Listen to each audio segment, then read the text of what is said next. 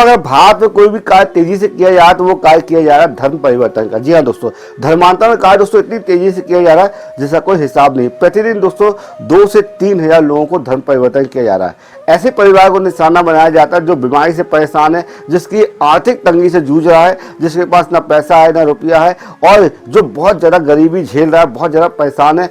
उन परिवार वालों की मदद करके दोस्तों उनका धर्म परिवर्तन किया जा रहा है।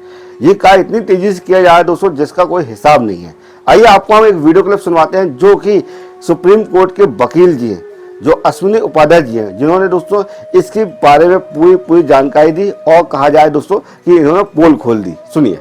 झारखंड के पाकुड़ जिले में, गोड्डा जिले में, जामताड़ा में, साहिबगंज में, वहाँ पे पीएफआई के सदस्यों ने और वहाँ बांग्लादेशी घुसपैठियों ने 12,000 से ज्यादा आदिवासी बेटियों से शादी कर लिया है और वहाँ लगभग 10,000 एकड़ जमीन खरीदा है। बड़े प्लान वे में झारखंड को बांग्लादेश बनाने की तैयारी चल रही। पहले ये पीएफआई के सदस्य आते हैं, बांग्लादेशी आते हैं, वहाँ रुकते हैं, उसके बाद वहाँ लफ्ज़िहा करते हैं, उनको बाहर से फंडिंग आ रही है, बढ़िया बढ़िया अच्छे कपड़े पहन के घूमना शुरू करते, उससे आकर्षित होकर वो जो ट्राइबल बेटियां हैं उनके साथ मिलना जुलना शुरू कर देती है, उनको ट्रैप कर लेते हैं, उनके वीडियो बना लेते हैं, फिर वीडियो बना के उनको ब्लैकमेल करते हैं और फिर उनसे शादी कर लेते हैं। शादी करते ही वो वहाँ के नागरिक हो जा रहे हैं। जब नागरिक हो जाते हैं फिर बाकी जमीन खरीदना शुरू करते हैं, फिर जमीन खरीदते हैं, फिर बाकी बांग्लादेशियों को वहाँ बसाना शुरू करते हैं। ये खेल बहुत तेजी के साथ चल रहा है। मैं बार बार कह रहा हूँ, अगर लव जिहाद नहीं रोका, लैंड जिहाद नहीं रोका, धर्मांतरण जिहाद नहीं रोका, घुसपैठ जिहाद नहीं रोका, न भारत बचेगा, न भारत की संस्कृति बचेगी, न सनातन धर्म बचेगा, न ये संविधान बचेगा। अगर इसको बचाना है तो हमें इसके लिए कठोर कानून बनाना पड़ेगा। मैंने धर्मांतरण की पीआईएल सुप्रीम कोर्ट में फाइल किया। हमारी पीआईएल को डिसमिस कराने के लिए 12 पिटीशन आई है, 12 पिटीशन आई। मैंने 2017 में पीआईएल फाइल करके कहा था कि 5 करोड़ घुसपैठी आ चुके हैं। अब तो इनकी संख्या 6 करोड़ से ज्यादा हो चुकी है। झारखंड में बड़ी मात्रा में पीएफआई के लोग, बांग्लादेशी घुसपैठिए वहां ग्राम पंचायत में चुन के आ रहे हैं, पार्षद बन रहे हैं, प्रधान बन रहे हैं। वो सारा का सारा जो आदिवासी हैं उनके भोलेपन का फायदा उठा रहे हैं और सरकार कुछ नहीं कर रही, हाथ पे हाथ रख के बैठी हुई है। सरकार कर भी नहीं सकती। अगर कुछ करेगी तो कोर्ट में सजा नहीं दिलवा पाएगी क्योंकि कानून पुराने चल रहे हैं।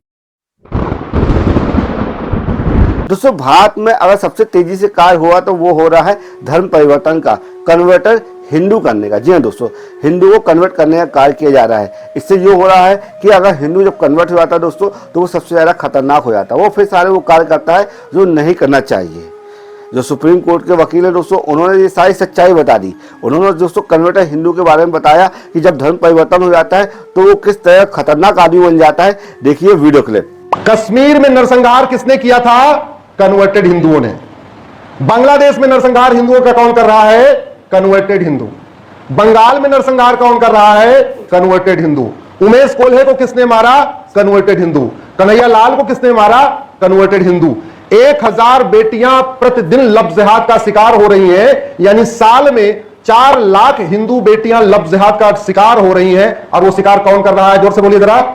कन्वर्टेड हिंदू। 10,000 हिंदुओं का प्रतिदिन धर्मांतरण हो रहा है और वो धर्मांतरण कौन करवा रहा है? कन्वर्टेड हिंदू। घुसपैठियों की मदद कौन कर रहा है? कन्वर्टेड हिंदू।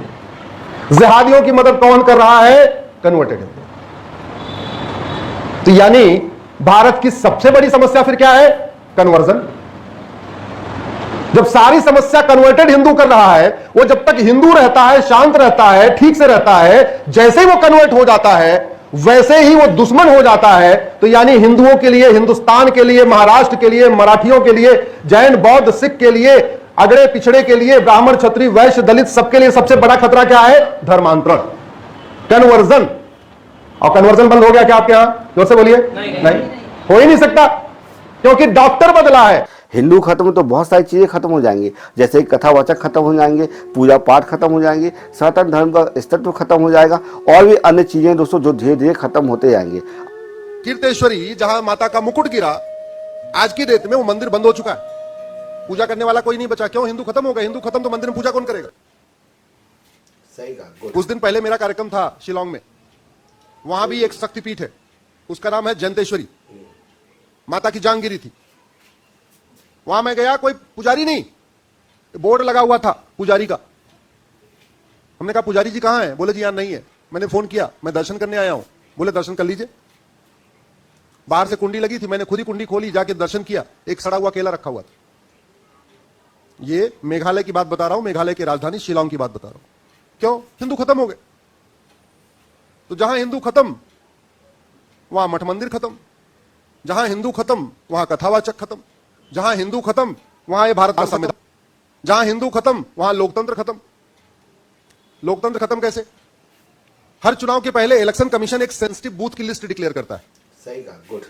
संवेदनशील बूथ, हर चुनाव के पहले कि फला फला बूथ सेंसिटिव है, एक सेंसिटिव है, एक हाई सेंसिटिव है। उसमें सीधा सा फंडा है, जहां हिंदू 70% हो गए वो बूथ सेंसिटिव हो गया, जहां हिंदू 50% हो गए वो हाई सेंसिटिव हो गया, और जहां हिंदू 100% है वो बूथ पूरी तरीके से शांत है, सुरक्षित है, वहां पुलिस न लगाओ तो भी चलेगा। सही। सवाल यह है कि ऐसे विषयों पे जागृति कैसे बढ़े, कितने लोग जानेंगे, कैसे इसको आगे